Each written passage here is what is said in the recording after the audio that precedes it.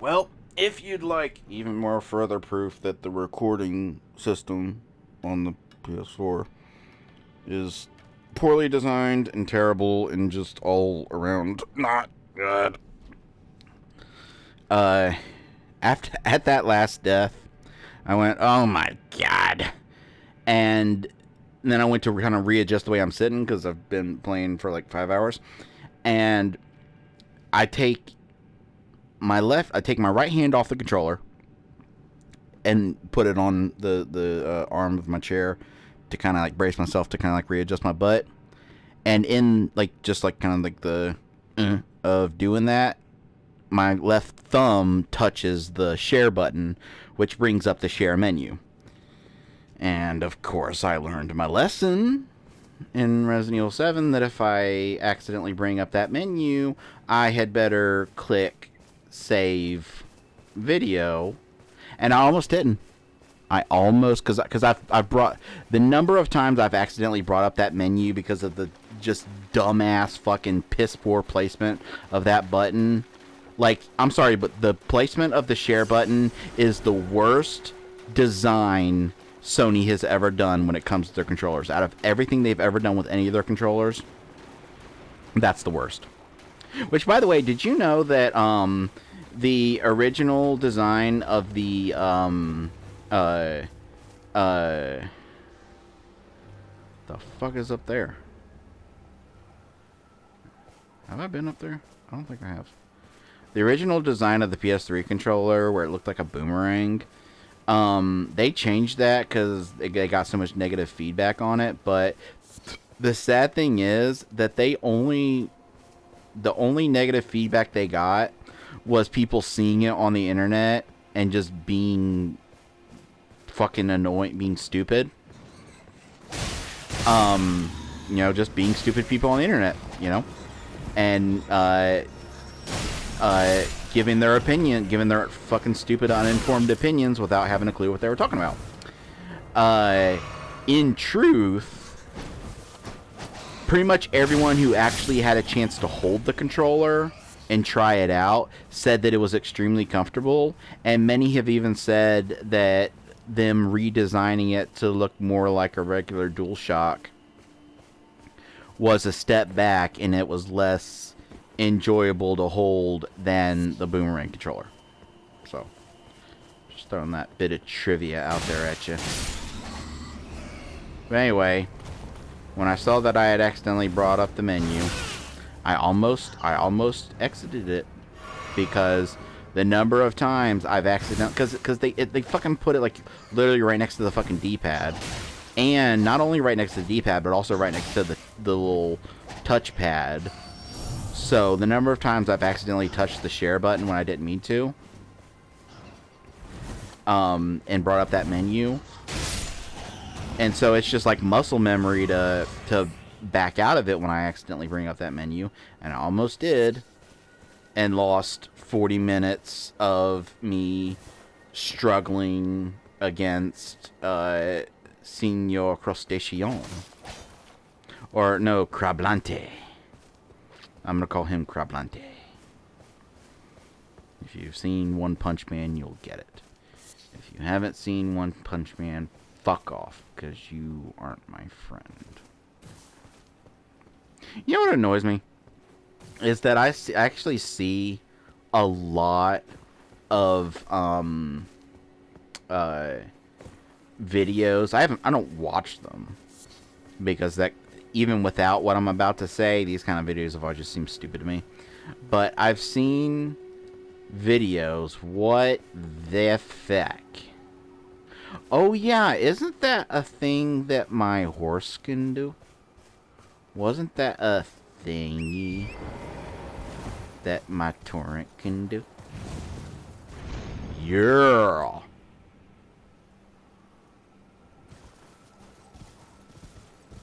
Ooh. Wait a minute.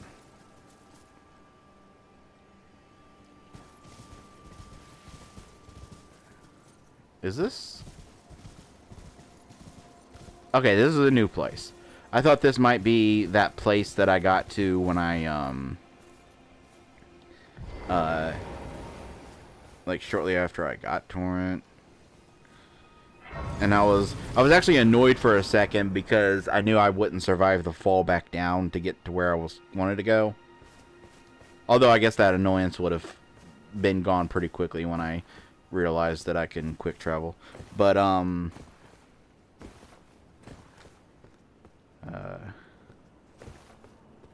anyway, I see videos a lot just because like I've watched, you know, One Punch Man, and like I've looked up scenes a lot, just like rewatch or show people specific scenes. So the algorithm knows I like the show. Even though, you know, well, the sadness that is the second season.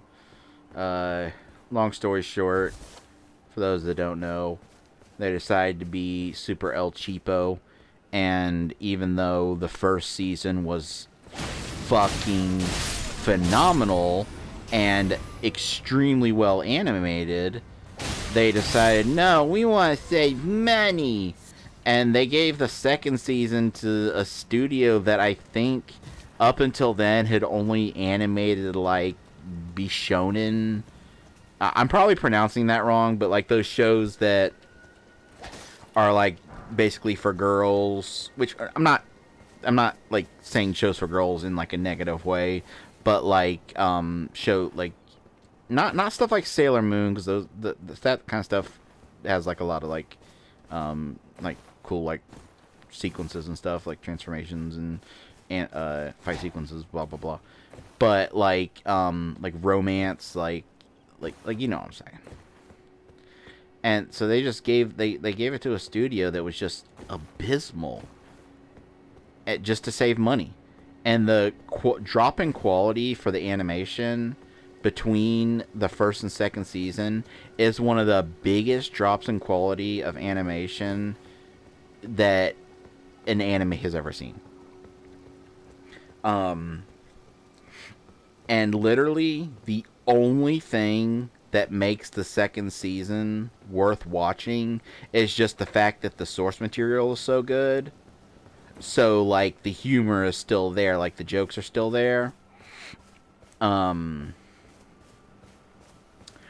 wait a minute now. Now hold on just one second. Haven't I been here? I could have sworn that... Oh, this must be a different similar area. Okay. Because I don't see the figure sitting up there. Man, like, obviously Torrent wouldn't be able to jump up those. But I wonder if there's, like, going to be something I'll unlock that would let me get up stuff like that. Like a triple jump for Torrent, or, like, high jump for Torrent or me. I don't know. Anyway. But, I see a lot of videos... Because, like, if you don't know the gist of One Punch Man, it's basically that he can beat anything in one punch. And with the exception of maybe, like, the last year or so of the manga, because I haven't kept up with it. Because, like, I have trouble enjoying manga and comic books in that such short form. I just don't, like, I don't enjoy getting such a small, like, sliver of story and then having to wait such a period of time between slivers of story. And I get that. That's why I've never, like, bought comic books. Like, the only times I'll buy, like, I'll buy manga when, like it's in volumes. And I know, like, some comic books do volumes, so that's fine. But, like, buying actual comic books,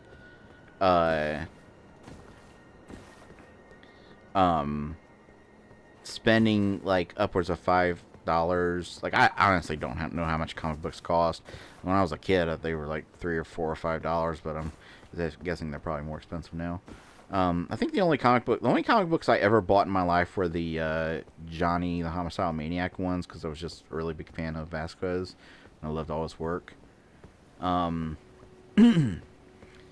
But,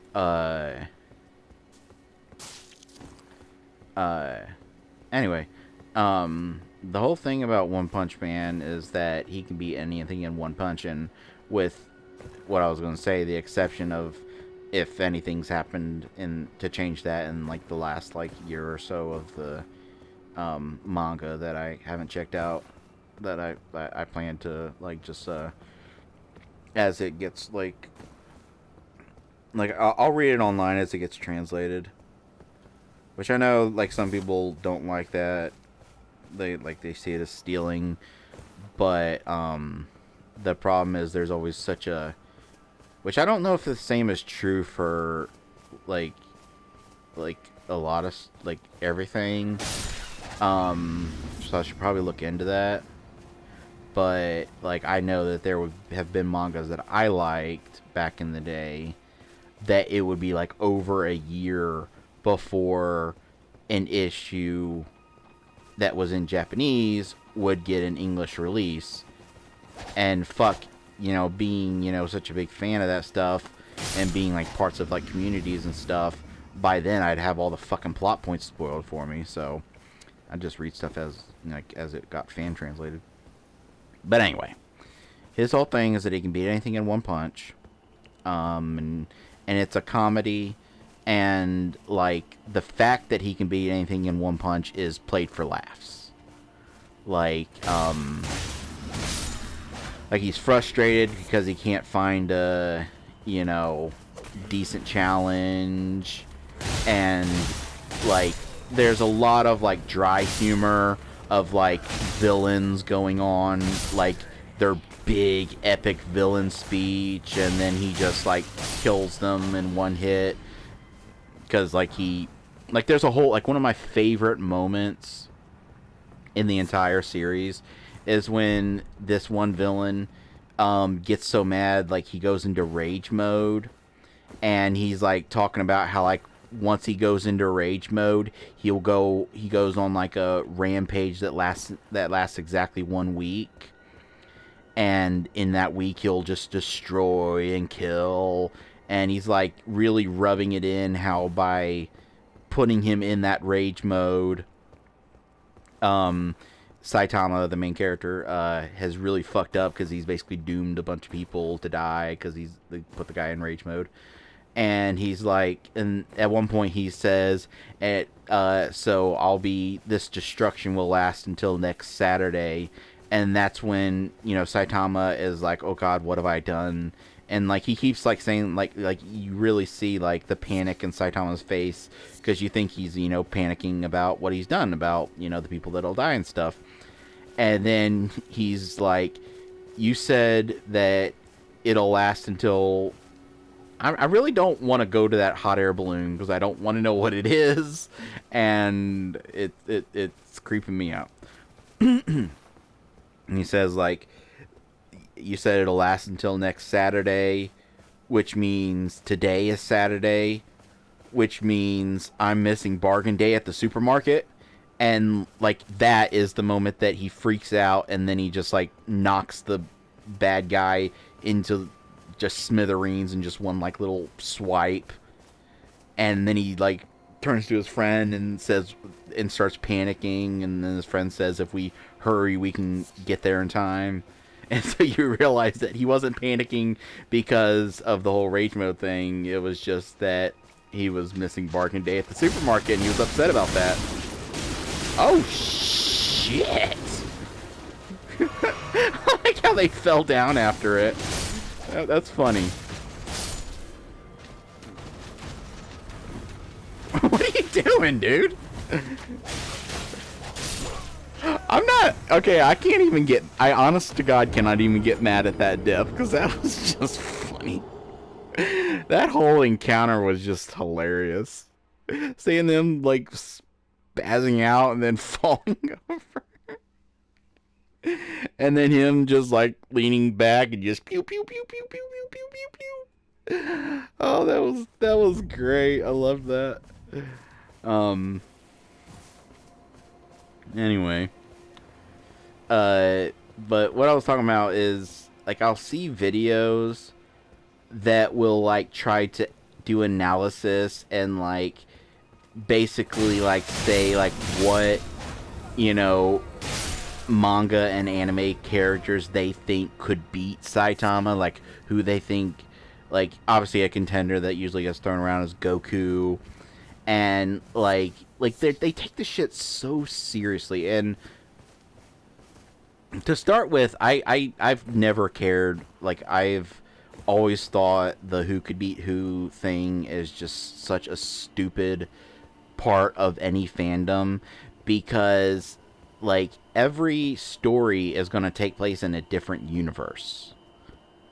Um and uh whoever's like how strong someone is in one universe doesn't matter for the other universe, because the stories are different.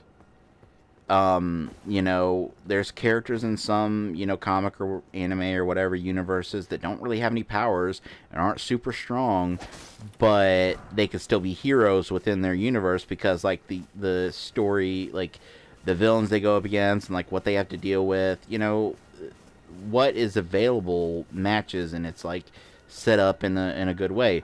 And trying to get into debates about who could beat who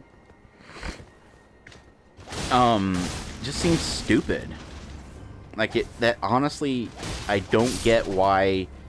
And the only proof you need of how stupid it is that those conversations always, every single time, has to give some arbitrary random like assortment of like criteria, like, okay, so would Batman beat Superman, but Batman isn't allowed to use any kryptonite. It's like, well then your question is stupid then. If you have to give, if you're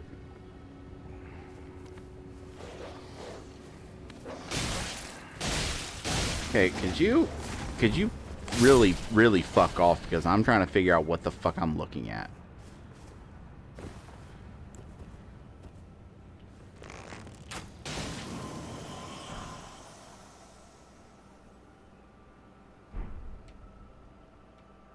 So wait a minute, you're telling me if I see those I should shoot them? I mean, I guess like it makes sense for an open world game to have like something like that where you see a little something in it, but it does seem odd for them to be so fucking big. You'd think something where the whole point is see it, shoot it, get an item would be a little smaller, kind of like the emblems in Resident Evil 4. Which, am I the only one annoyed that they took that concept and it continued into all the games, but was never the same? Like in Resident Evil 4, it was a very specific number of emblems, and there was a very specific few rewards you could get for doing them. And in all the other games, it didn't really do anything other than like unlocks at the end of the game for your next playthrough and shit. And it's the worst in 7 and 8, because like at least in 4 it was like a I think, and I could be misremembering this obviously, but like it was like a tiered thing where you get a certain amount and that allows you to get this item, and you get a certain amount more, you can get this item. But anyway, so the very fact that when people have those conversations about like who would beat who, I want to be honest, I don't know where I am compared to like where I was before like everything happened. Like, okay, I think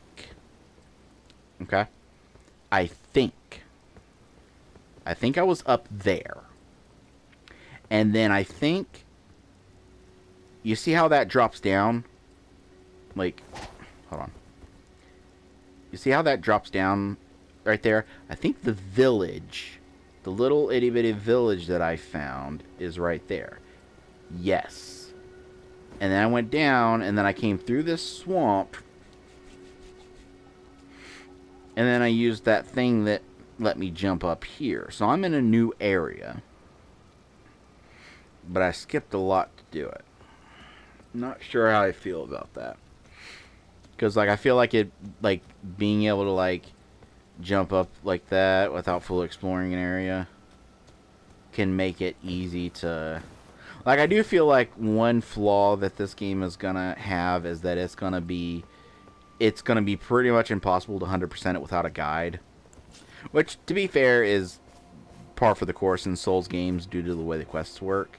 And I know I was talking about the quest at one point and how I don't like them.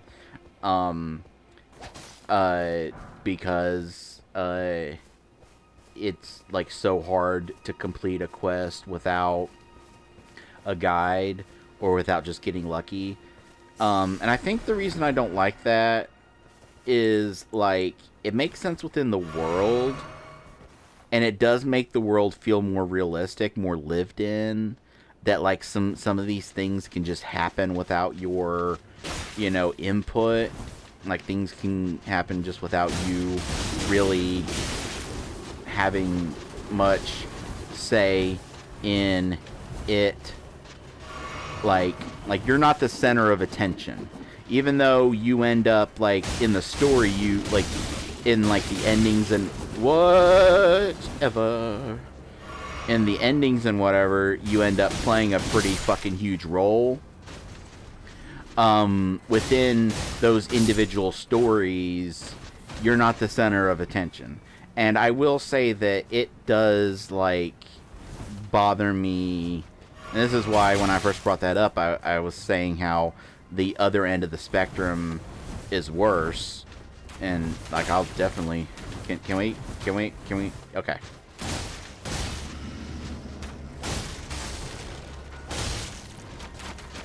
What? Okay. That was pretty wild. I love that enemy design. Like, I love those guys. If I can unlock the ability to summon some of those, that would be the greatest moment of my life. If I could unlock the ability to summon a few of them fellas. Anyway. How many... Oh, I have enough for a level up. Might as well. Because, I mean, the open world design means that, like, enemies, unless I'm in a dungeon, enemies respawning isn't the end of the world, because I can just, like, run around them.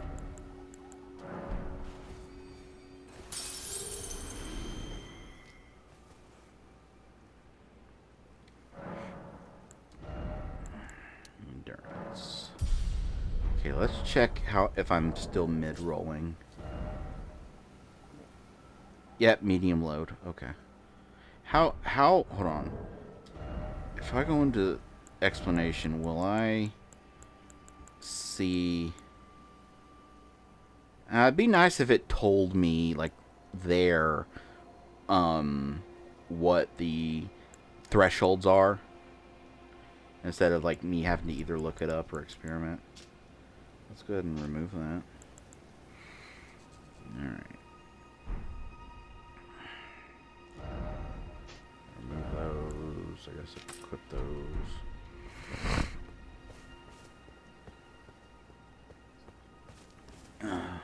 But anyway, I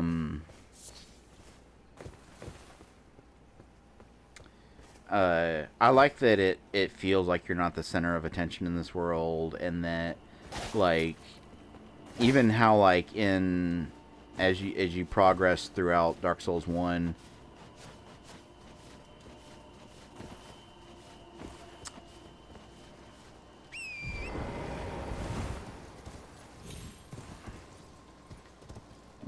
you okay in there, bud?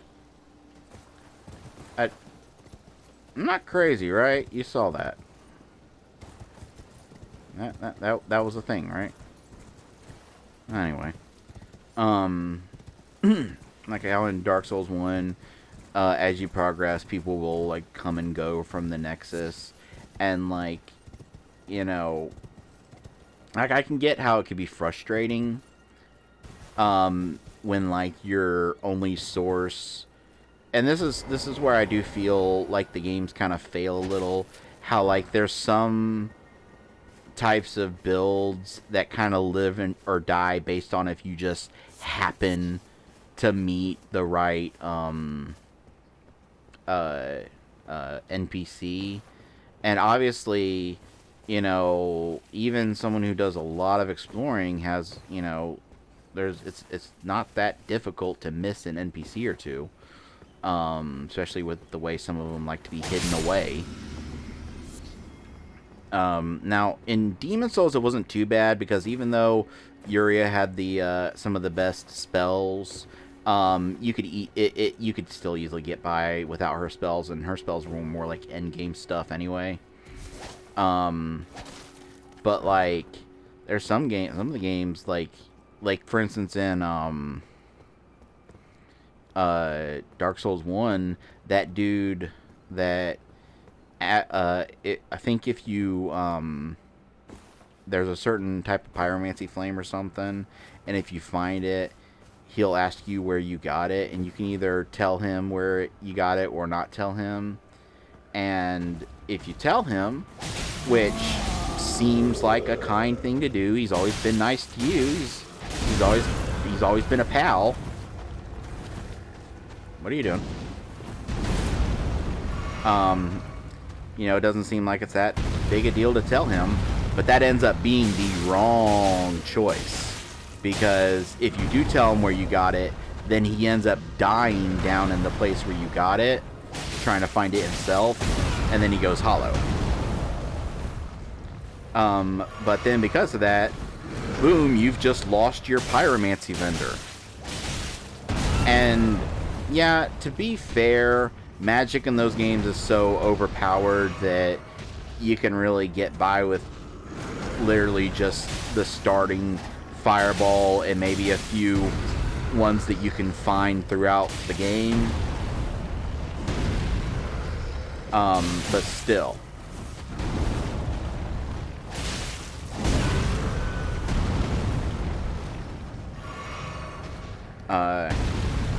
As far as the quests go, like, I'll put it like this.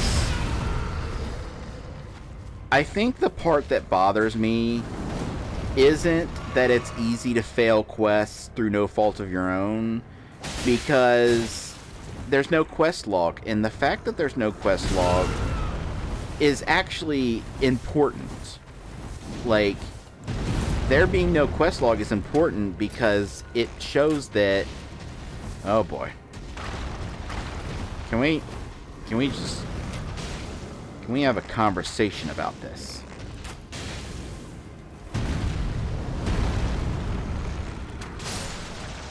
Oh, nailed him in his face as he was getting up. Damn. Oh, there's one of them things that always have items in them. One of these is going to turn out to be like a mimic or something, but it'll be like the whole thing will be a mimic. Or maybe I just have played too much Neo, because there's actually something like that in Neo. It's not a chest. It's not a mimic or anything. The mimics in Neo I love. There's one thing that pisses me off about them. The mimics in Neo, are like the... Okay, let me back up, because I have like 5 stories going on at once. There's something like this in Neo where there's like this big cart, and then like it opens up and it's got a face and it chases you around. It's a pretty cool boss design. Or not, they're not bosses, they're just regular enemies, but it's still a pretty cool design. Tree chase spear. The fuck is a great spear. Okay, whatever. But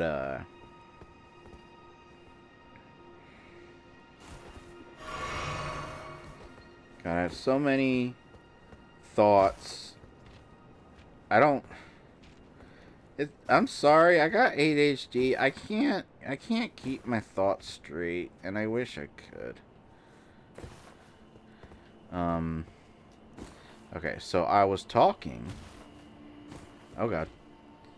Oh yeah, now I remember the last thought that I didn't keep straight. Uh,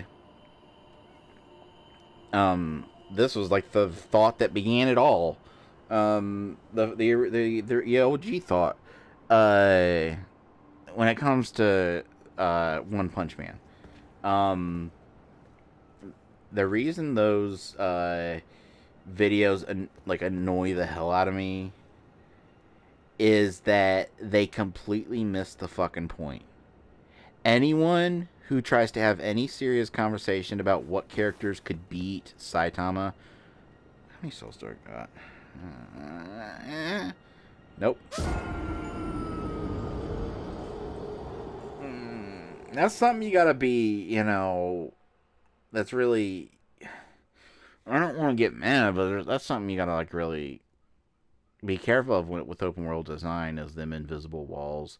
Because that clearly looked like something I could jump to and then walk around and get to the... Alright, let me hop on my horse and just sprint over there to get my runes. There was like 2,000 of them I lost. Because the whole point of One Punch Man, the whole point of the character, is it's meant to be a satire of the fucking power level bullshit that has permeated the genre.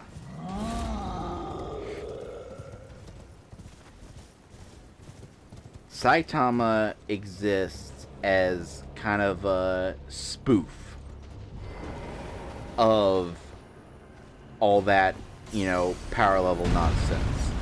Oh, God. Oh. Look, sir. Sir.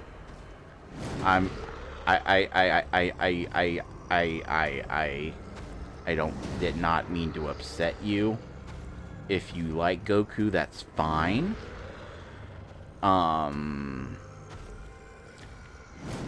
Oh, can I? Can I? Can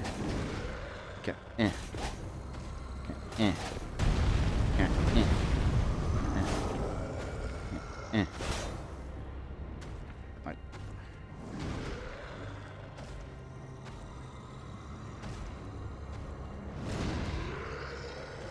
Oh, I'm just gonna stay down here. Oh, I'm in my cubby hole. I'm in my cubby hole.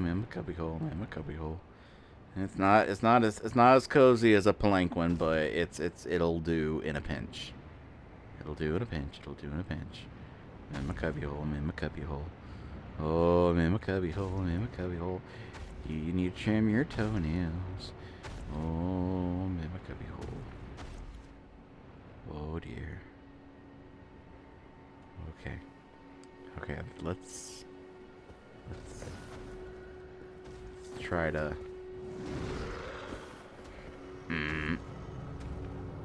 yeah. Can't wait.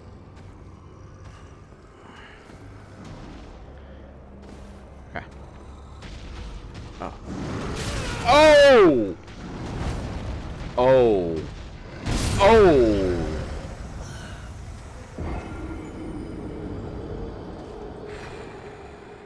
Oh, now you want to come down here. All of a sudden, walking on air isn't good enough for you. Suddenly, you want to actually be affected by gravity.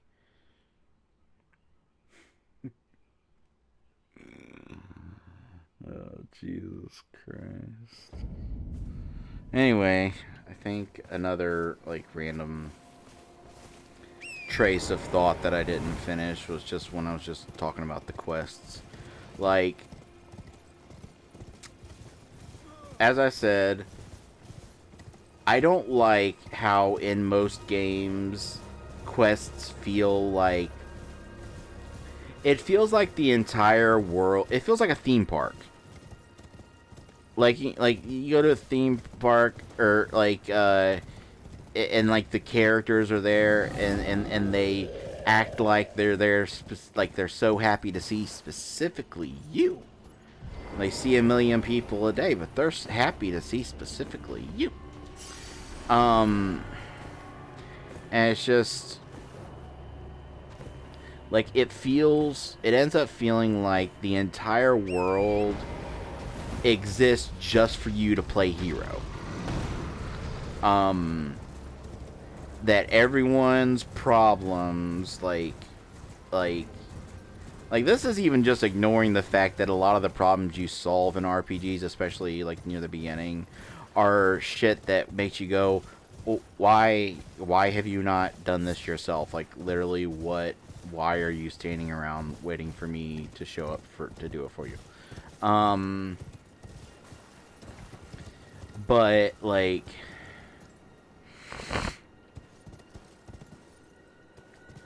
okay, let's go back and rest.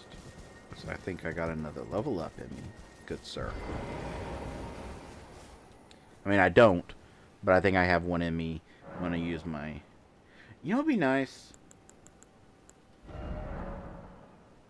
Any place items carrying in the chest or take storage. Already came out to no, I didn't want to, how do I switch it? There we go. I wanted to see if there was a way to...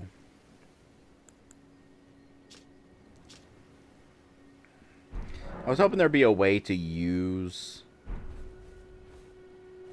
things from that menu. Oh well. Okay, I'm not going to use that one because I think... Okay, how much do I need for a level up?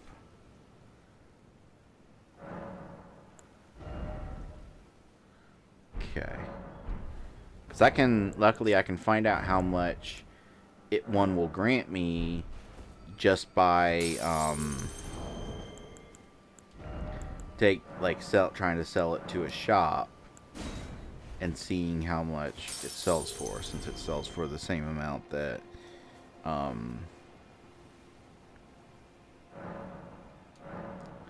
it needs for the... Alright, keep going, endurance.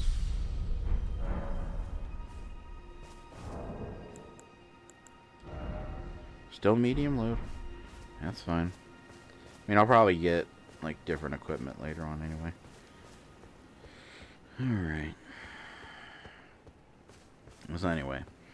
I definitely dislike the way a lot of games, like, it actually gets kind of funny when like you realize that you have like this, like, some games will do like timed quests and everything, but like it gets kind of funny when you look through your quest log and like there'll be times where you'll like see like find the farmer's missing chickens, and then the next quest is like find who murdered these 3 women, and it's like they're like equally placed within your quest log with equal prominence, and you can equally, like, you can choose whichever one you feel like tackling. You can apply whatever importance you want to them.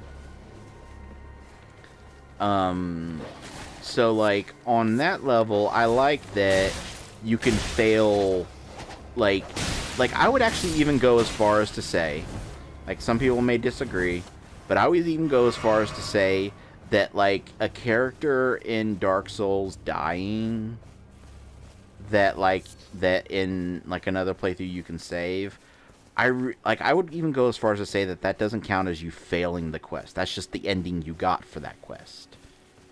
Like, I think that's like one thing is we've been conditioned by RPGs that like if you don't do exactly what you were supposed to do, will smack a big ol' failed in the middle of the quest log.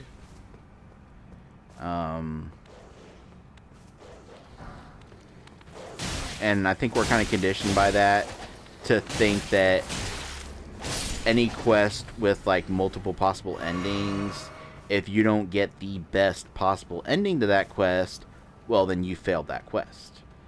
And, I think that way of thinking kind of damages storytelling. Like, because, and here's why it damages storytelling, because there's also going to be quests where, the correct, like the I don't want to say good ending, but the proper ending to that quest, where you completed the quest and you didn't get a fail, still ends in something sad, just because like the writers felt like putting like a bittersweet, like a sad end to a quest. So you can have, in a game like that relies on quest logs and stuff, you can have two quests with equal prominence in your quest log, and you could literally have one where it ended with everyone dying, and that one could say completed, just because like that was they decided to have a somber ending to that particular quest. Then you could have another quest right under it where you ended up saving 8 out of 9 of Farmer Dingleberry's chickens, and you failed that quest. So the ending where a bunch of people died is better than the ending where you completed you was able to save 90% of what you were tasked with saving. And that, in my opinion, is the big failure of the way quests are designed in most games.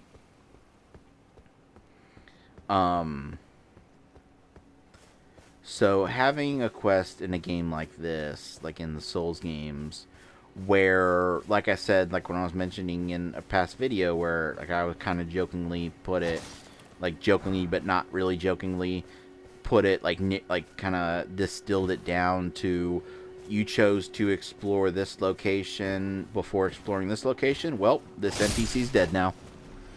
And that does happen. There is quests in those games where you can have options of a few different places to explore, and if you choose this place, because I think like the way a lot of quests work in the games is it progress quests, some stories progress based on like how many bosses you've defeated, and then how many places you've explored. So if you enter a certain number of places or defeat a certain number of bosses, then it progresses to the next stage of the quest. And that, makes sense, because that's like, the equivalent of time passing. And it makes sense.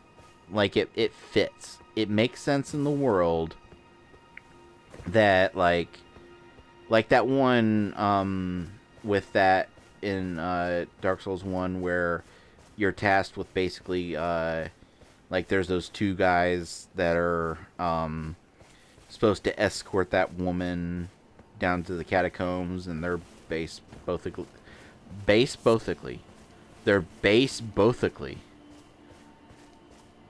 That's right up there with card hold facts.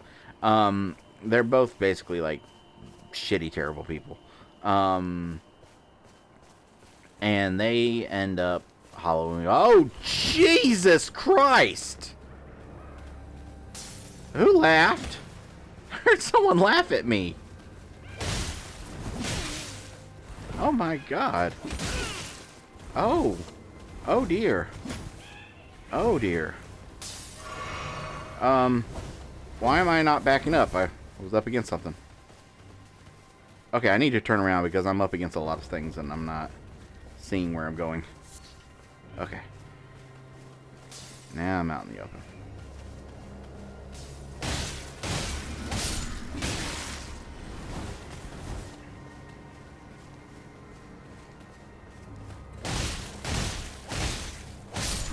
God, that's one of the things I love about the Souls game. You said I could acquire. Okay. One of the things I love about the Souls games is how there's enemies that are really just fodder. Like, you can kill them. These guys are actually kind of short. I didn't realize that. You can kill them pretty easily, but it's easy to also get overwhelmed. And that's what I love that about the design, because it means that difficulty isn't determined just by inflated health bars or like enemies doing just way too much damage. Obviously, there's going to be times where you encounter enemies that do a ton of damage. Usually that's going to be a sign that, hey, maybe you should explore this area later. Or you could take it as a challenge and fight a fucking crustacean for 40 minutes.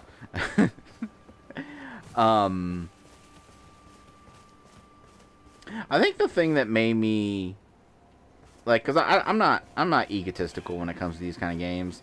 Like I said before, I don't do NPC summons much, because that I do feel is not cheating, but like kind of easy mode. But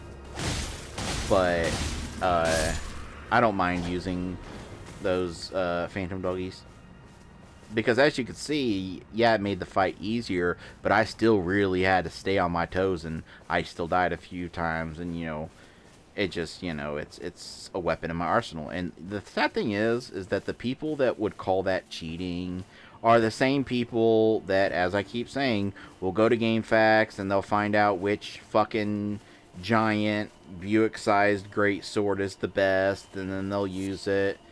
And like, I one time have done a great sword build in one of these games. It was in Dark Souls 1. I tried out great sword. I tried out one of the great swords, and I hated it, because I feel like the people that use giant weapons in these games are delusional, because they will literally say that it's just as challenging, or sometimes even more challenging, than not using the great weapons. Because they'll say, like, you know, you have to, since the attack speed is so slow, you gotta, you know, time your attacks right. For the time that I played using a great sword, I felt like I was half asleep most of the time, because I put on a heavy piece of armor, and I just, because obviously, you know, when you're doing that, it's kind of like a roll down effect, where because you're using a big weapon, you're not going to be playing as agile, so you're not going to be dodging as much. And well, if you're not going to be dodging as much, then there's no real reason to keep your equip load low, or yeah, low. And it was just the easiest fucking, I think I got like, I'd say a third through Dark Souls 1 using a great sword, and was just bored to tears by how easy it was. But anyway.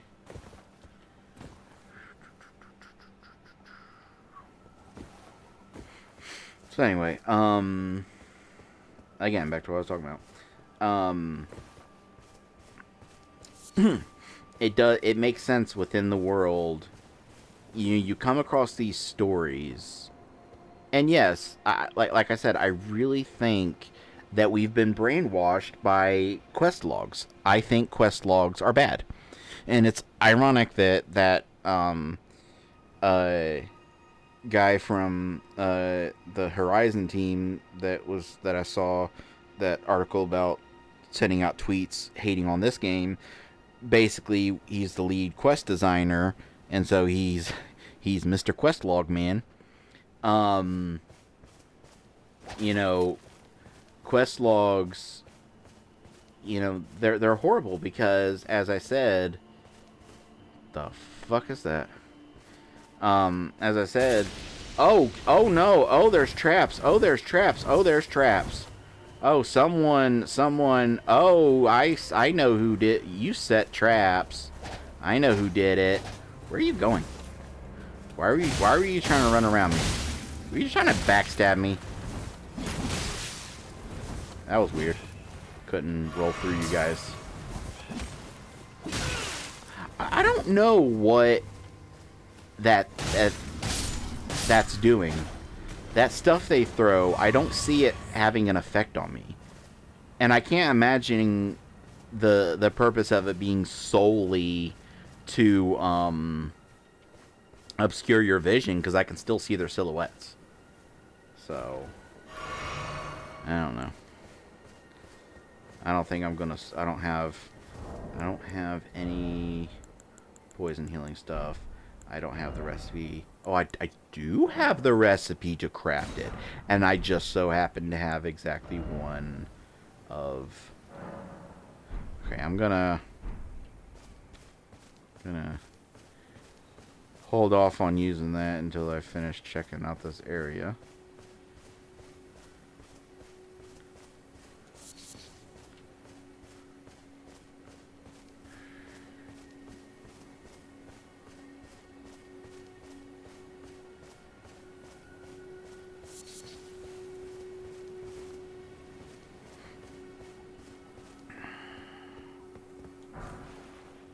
Somber smithing stone.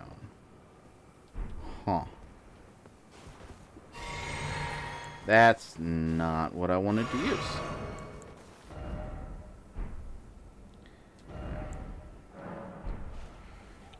Man, the fucking...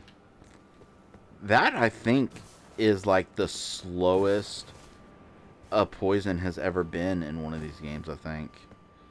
Ugh. Can I... shoot you?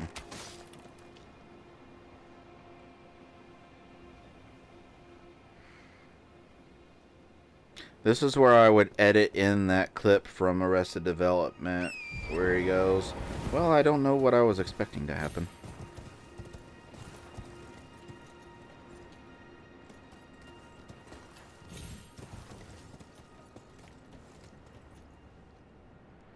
It won't let me get off my horse.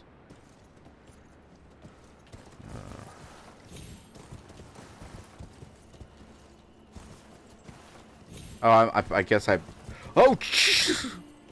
I do not like this horse.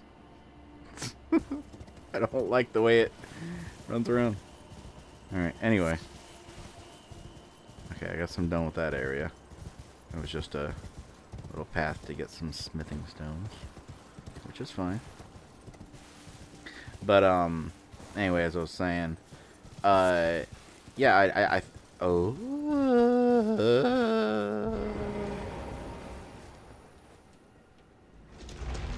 What do we have here? Oh, I still need to go back and check out that other catacomb that I found. Oh. Cute. But yeah, with quest logs, as I said, I think the example I gave was perfect. That you could have a quest that says, like, you know, like, because obviously, you know, the ending of a quest is at the discretion of the writers. Even games that have, like, multiple endings to quests, which I think, you know, like, one of the best examples of that is The Witcher 3. I love how that game works when it comes to quests and their endings. Like one of my favorite quests is the one where there's that island and that house that's haunted, because there's so many ways that quest can end. And it wasn't until my second playthrough that I discovered the kind of my favorite ending to that quest, where you actually convince the guy to go to the island, and he ends up basically, like, you know, it's disgusting to look at, and I'm gonna say this out of context so someone who hasn't played it won't have a fucking clue, but he ends up kissing the zombie ghost creature thing, and then it ends up killing him. And at first, like, the funny thing is, at first you think that, like, that was a bad ending, like you got a bad ending for that quest, because it turned out that its rage was, like, But no, you then realize that all it was doing was like it killed him, but that's like literally what he was wanting at that point so that he could be with her and then they get to be together. And I loved that. And I didn't get that ending my first time. And I love that you can get multiple endings like that. Um so through all of this, you'd probably find yourself wondering, if I like all that, why do I not like the quests in Dark Souls? And the reason for that is that it's an extreme swing of the pendulum in the other direction, and I don't like that. I don't like that there's quests in these games that are pretty much impossible to complete without a guide. I don't like that. I don't like crowdsourced games. Like that's one of my least favorite. Like one of the things that I despise about Five Nights at Freddy's. Like how like so much of it and so much of like the secrets, there's no way a single person could ever discover all that. Same thing with the Binding of Isaac. There's no way a single person could discover every single little thing in that game by themselves. And to an extent, I get the appeal of that, like the fan community element of people coming together to. But as a player that wants to just dive into a game and just find everything it has to offer, knowing that eventually I have to go online and Google shit is just frustrating for me. And there's a lot of quests in these games that have very arbitrary, very kind of nonsensical requirements for like what you have to do, like, oh, visit this exact location and then visit this exact location, and then when this person says this, choose this exact option that makes no sense. And like I feel like the lore and everything of these games, the way it's told all obtusely through items is awesome, but I feel like that like I feel like on a first playthrough, like discovering that like, oh, you went here instead of going here, so this person died, that should be the end of it. That part is awesome. That part of discovering that someone died during their journey while you were on your own journey. Then in another playthrough, you should be able to say, okay, this time I'm going to see if I can save them. And a lot of times you can. But then a lot of other times you have to do stuff that just you really would not be able to think to do without either a lot of trial and error, and by the nature of a game like this that doesn't have save files and saves itself whenever it wants to, if you that's a lot of error with then having to play through the whole game again or look up a guide. And I don't like that aspect. That's just my personal opinion. Anyway, that'll do it for this episode. 6 a.m. I really want to explore these catacombs, but I'm kind of worn out, so I don't think I'm going to record anymore tonight. Thank you for watching. Bye-bye.